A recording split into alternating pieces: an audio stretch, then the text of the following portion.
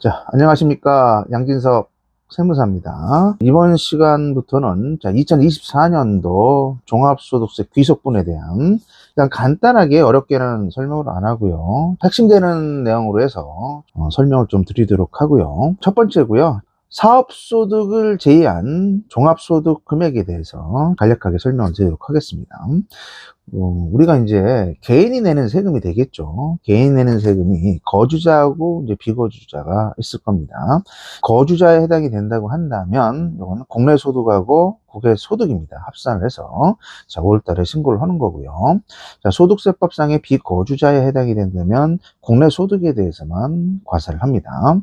주의사항은요, 이제 거주자가 뭐고 이제 비거주자가 뭔지 이제 판단을 해야 되는데, 나라에 따라서는 국적에 따라서 과세하는 경우도 있지만, 우리나라처럼 국적으로 과세를 하지 않고요. 거주자, 비거주자를 판단해서 소득세를 과세를 하고 있습니다. 그럼 거주자 기준이 뭐냐? 상속세, 증여세도 다 똑같습니다. 국내 주소를 두거나요. 그러니까 주소가 있으면 무조건 어떻게 되는 거예요? 거주자가 됩니다. 또는 주소가 없죠. 1년, 1과세기간입니다. 365일 중에서 183일입니다. 이상을 거소를 하고 있을 때는 지금 현재 거주자로 보고 있습니다. 그래서 이 거주자, 비거주자 판단이요, 굉장히 이제 깊게 들어가 버리면 케이스가 다양합니다. 그거까지는 뭐 설명드리는 거고요. 일단 거주자 개념 설명을 좀 드려서 소득세 신고하실 때 유념해 주시기 바랍니다. 거주자 위주로 이제 설명을 드리면 종합이 있고요. 이 종합소득에는 5월달에 신고를 하는데 6가지 소득으로 나눌 수가 있어요. 이자, 배당, 사업, 부동산임대 포함합니다. 근로, 연금, 기타 소득으로 구성이 돼 있고, 이 소득을 다 합산해서 종합소득세 신고를 합니다. 이번 시간은 이제 사업과 관련되는 건 양이 좀 많으니까 제외하고요. 사업 위에 소득에 대해서 이번 종소득세 신고 때 주의해야 될 사항을 좀 설명을 드리도록 하겠습니다. 이자, 이제 배당, 그 다음에 근로연금, 기타 소득이 있고요. 이걸 합산해서 5월 달에 신고를 하고, 성실신고 사업자는 6월 말까지 신고를 할 겁니다. 그러면 어떻게 과세를 하느냐?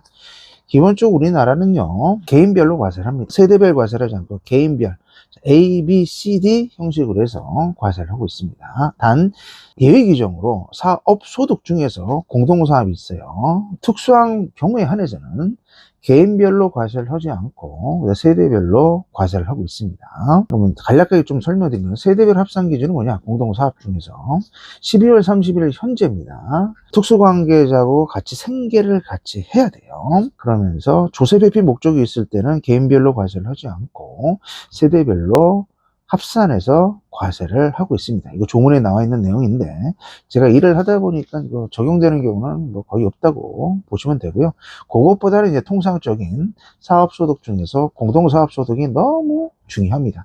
법인은 뭐 공동사업과 관련되는 내용은 없고요. 개인과 관련되는 건 공동사업이 굉장히 이슈가 되니까 제가 사업소득 설명드릴 때 공동사업 부분을 또 깊게 또 설명을 드릴게요. 이 시간은 이제 간단하게 사업소득 중에서 공동사업이 이제 발생을 했을 때, 이번 종소세 신고할 때 어떤 식으로 해서 반영을 할지 단계별로 간단하게 좀 설명드릴게요. 우리가 공동사업이라는 건 이제 뭐예요? 동업계약서를 작성을 하고, 그 다음에 뭐 거기에는 손익분배 비율이 있겠죠. 그리고 대표 공동사업자가 지정이 될 겁니다.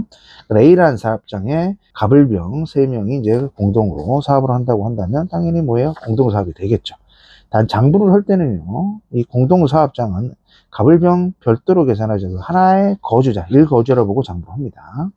그리고 이제 과세기간이 끝나고, 장부가 끝나고 나면 하나의 장부를 뭐 지분별로 나눠서 각각에 대한 사업장의 소득 금액을 계산하고요. 그 다음에 각각 그 개인에 대한 타소득이 존재한다면 각각 계산해서 종합소득세 신고를 하고 있다는 겁니다. 1단계, 2단계, 3단계에 따라서 공동사업자를 계산하시면 될 것 같습니다. 그 다음에 소득세 과세기간인데 법인하고 틀려서 소득세는 뭐 없어요. 무조건 기본적으로 1월 1일부터 12월 31일을 가정합니다. 법인처럼 1년 이내에서 뭐 과세기간도 달리게 적용할 수가 있는데 소득세는 그런 규정이 없어요. 그래서 개인사업자가 뭐 사업에 중도에 신규로 사업을 하거나 중도에 폐업을 하더라도 기본적으로 과세기간은 1월 1일부터 12월 31일입니다.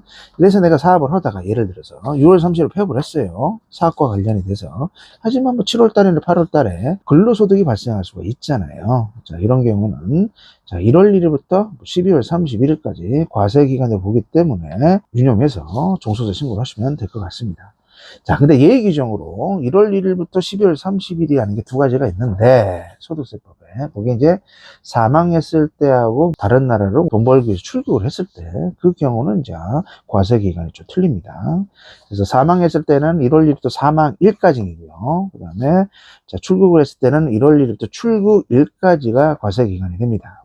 보통, 근데 일을 해보니까 또 다른 나라 출국했을 경우는 별로 중요한 것 같지는 않고요. 접하 기간이 좀 그렇고. 많이 접하는 경우가 뭐죠? 이제 사망했을 때입니다. 거주자가. 그럼 1월 1일부터 사망일까지 소득세 과세 구간이 될 거 아닙니까? 자, 그 과세 기간으로부터 이제 이슈가 되는 것들이 쭉 들어올 겁니다. 자, 먼저.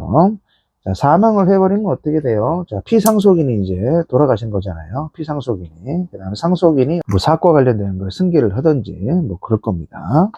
자, 첫 번째, 이제, 부가세와 관련되는 게, 기존에, 뭐죠? 사업을 하신 분들은 상속인이 이제 요거를 승계를 할 때는 폐업을 하지 않고요. 정정사항이 됩니다. 정정사항이 된다는 얘기는 다 사업자 번호가 유지가 된다는 얘기가 되겠죠. 이슈가. 그래서 소득세 신고기간은 사망일이 속하는 달의 말일부터 6개월입니다.